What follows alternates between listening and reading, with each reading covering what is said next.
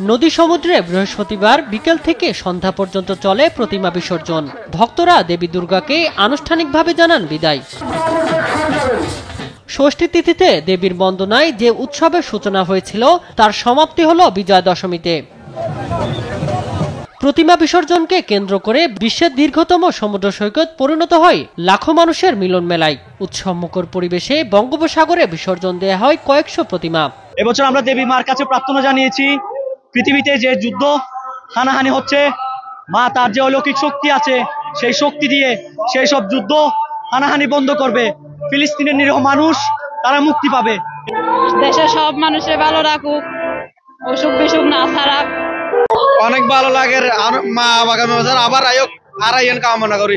অনেক কিছু ভালো সরকারি যা করছে, অনেক কিছু করছে আমাদের হিন্দুদের জন্য। আমরা অনেক খুশি, তার জন্য আপনাদেরকে ধন্যবাদ।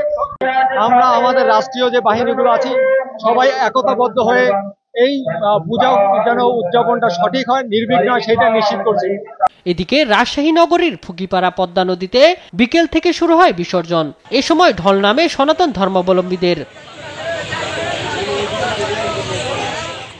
সুনামগঞ্জ পৌরসভার উদ্যোগে রিভার ভিউ ঘাটে দুর্গাপূজার শেষ দিনে দেয়া হয় প্রতিমা বিসর্জন।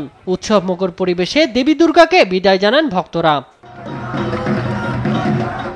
লালমনিরহাটে বর্ণাঢ্য আয়োজনের মধ্য দিয়ে শেষ হলো শারদীয় দুর্গোৎসব। বিজয়া দশমীর দিন উৎসবমুখর পরিবেশে জেলার তিস্তা, ধরলা, রত্নাই, মালদা সহ বিভিন্ন নদ নদী ও পুকুর মিলিয়ে অন্তত ৪৮টি স্থানে দেয়া হয় প্রতিমা বিসর্জন। শামীম হোসেন, নিউজ ডেস্ক, দেশ টিভি।